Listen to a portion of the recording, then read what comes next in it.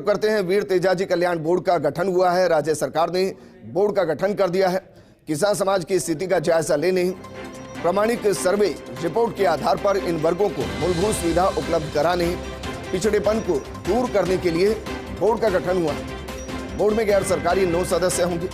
Board में एक अध्यक्ष होगा, एक उपाध्यक्ष होगा, 7 सदस्य होंगे। सामाजिक न्याय एवं अधिकारिता विभाग ने आदेश जारी कर दिया।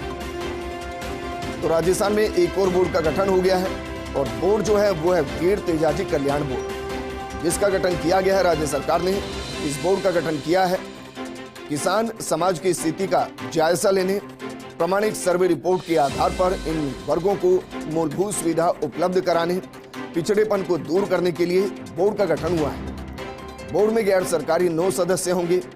बोर्ड में एक अध्यक्ष होगा, एक उपाध्यक्ष होगा और 7 सदस्य होंगे।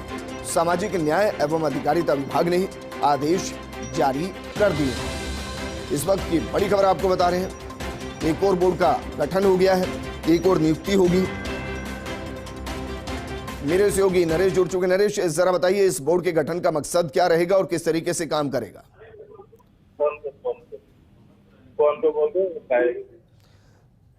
नरेश, क्या मुझे सुन पा रहे हैं?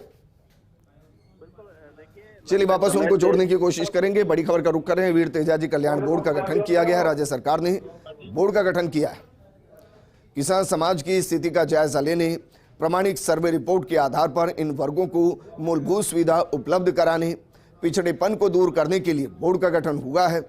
बोर्ड में गैर सरकारी 9 सदस्य होंगे। इनमें एक बोर्ड का अध्यक्ष, एक उपाध्यक्ष और 7 सदस्य होंगे। मेरे सहयोगी नरेश जुड़ चुके। नरेश, आवाज आ रही है आप तक? बिल्कुल, देखिए विजेंद्र, लगातार लंबे समय से ये मांग चल रही थी और इस मांग के अनुरूप जो है वो मुख्यमंत्री के स्तर पर फैसला हुआ है और जो वीर तेजाजी बोर्ड है उसके गठन के जो आदेश है वो जारी हुए हैं। हालांकि इसमें अभी नियुक्तियां नहीं हुई है, नियुक्तियां कुछ उनमें वक्त लग सकता है, लेकिन एक जो बड़ी मांग थी लगातार समाज की मांग थी, पीसीसी गोविंद सिंह डोटासरा है, उन्होंने मांग की थी, उन्होंने मुख्यमंत्री को पत्र लिखा था। कृषि मंत्री लालचंद कटारिया है, उन्होंने मांग की थी, उन्होंने भी पत्र लिखा था। और जो जाट समाज से आने वाले जो विधायक मंत्री है उन्होंने भी लगातार इस मांग को उठाया था। तो आज जो है वो इस बारे में अब आदेश है वो जारी हुए हैं और इसमें जो अध्यक्ष है, उपाध्यक्ष है और बाकी सदस्य हैं, इनकी नियुक्ति बाद में की जाएगी और इस बात की संभावना है कि आने वाले कुछ समय में जो इनकी नियुक्तियां है वो भी कर दी जाएगी। लेकिन एक बड़ी सौगात जो है वो मिली है सरकार की तरफ से, जो मांग की गई थी, क्योंकि इससे पहले भी सरकार ने विभिन्न जो बोर्ड है उनका गठन किया था और अलग अलग बोर्ड के गठन की मांग उसके बाद भी उठी है।